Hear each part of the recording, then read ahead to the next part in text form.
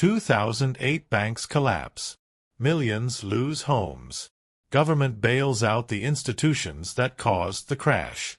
And economists justify it using one dead philosopher's name.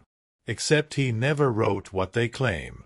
He warned about exactly this scenario 2 centuries ago. His name was Adam Smith. And his words have been held hostage ever since. Right now, 5 companies control most of what you see online. 3 corporations dominate your food supply. 4 banks hold more assets than most countries' entire economies. And when politicians are asked why nothing changes, they invoke free market principles. They say Smith proved that concentration is natural.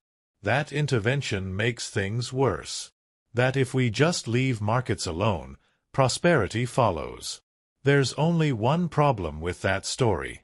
Smith spent his entire career explaining why that's catastrophically wrong. Let's work backwards. Start with what you've been told, then trace it to its source. The claim, markets self-correct, government ruins everything, corporate power is efficient.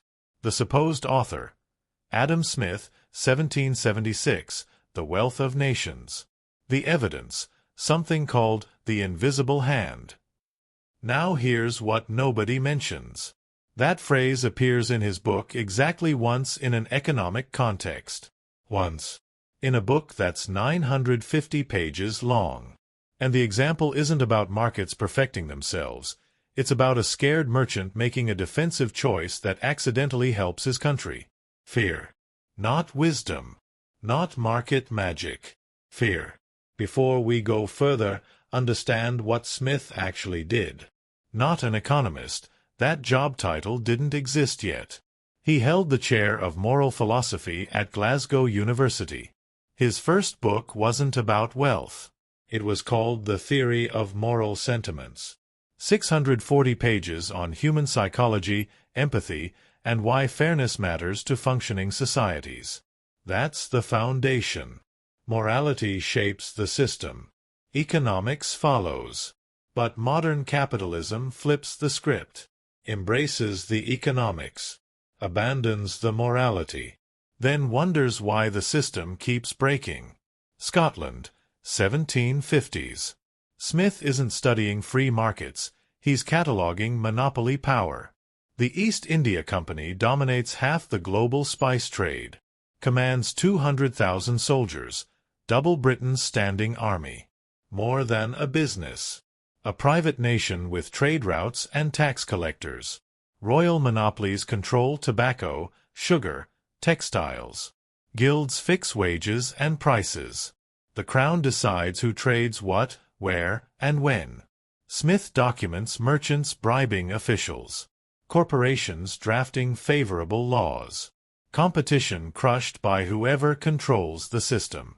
His response isn't celebration. It's a case study in systemic corruption. Open The Wealth of Nations to the sections business schools skip. Chapter 10, Book 1. People of the same trade seldom meet together, even for merriment and diversion, but the conversation ends in a conspiracy against the public.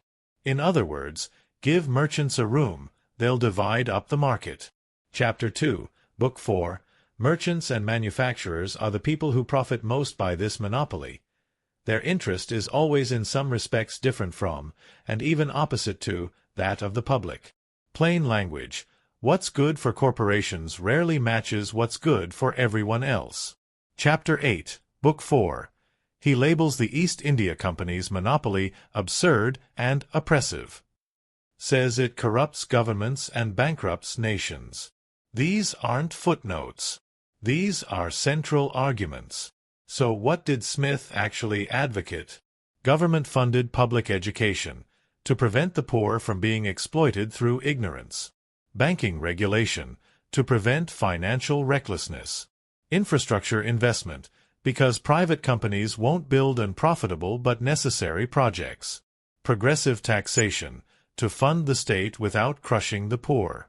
And aggressive antitrust action, to break up monopolies before they capture government. His entire framework depends on government strong enough to enforce rules, not control every decision. but prevent the powerful from rigging the game. For 100 years after Smith died, almost nobody talked about the invisible hand. It sat in his work as a minor literary flourish, one metaphor among thousands. Late 19th century. Industrial barons rise. Carnegie, Rockefeller, Morgan. Men building empires that controlled entire sectors. They needed philosophical justification. Needed to make their power seem natural, even moral. So they went looking for a historical authority. And they found 3 words buried in Smith's book. They pulled them out, amplified them, built an ideology around them. The invisible hand went from a metaphor to a movement. 1950s. Soviet Union attacks capitalism as exploitative. America requires a philosophical defense. Enter Friedman. Hayek. The Chicago School. They don't just defend markets, they make them sacred. And their prophet? Adam Smith. Except they quote a version of Smith that doesn't exist. They cite the invisible hand as proof markets need zero regulation. They claim Smith opposed government intervention in principle. They turn a philosopher who warned about corporate power into a champion of corporate freedom. It's not interpretation. It's inversion. Look at the results. 1980s. Financial deregulation justified by Smith's principles. Result: savings and loan crisis. Taxpayers bail out banks. 1990s. Telecommunications deregulation. Let markets decide. Result: monopolies form. Innovation stalls. Prices rise. 2000s. Hands-off approach to derivatives markets. The invisible hand will manage risk. Result: 2008 financial collapse. Global recession. Millions lose homes. Every time, the same pattern Smith predicted. Remove rules. Power concentrates. Markets break. Public pays the price. Here's the intellectual crime. Smith wrote about rare cases where selfishness accidentally produces public benefit. Modern capitalism turned that into a universal law. He analyzed specific situations where regulation causes more harm than good. They turned that into a blanket prohibition on government action. He said markets are tools that work under certain conditions: dispersed power, enforced rules, moral constraints. They said markets are natural laws that operate like gravity. It's like finding one sentence in Darwin about cooperation, then claiming he opposed competition. Today, we've built exactly what Smith feared most. Corporations that write legislation through lobbying. Industries so concentrated that competition is performance art.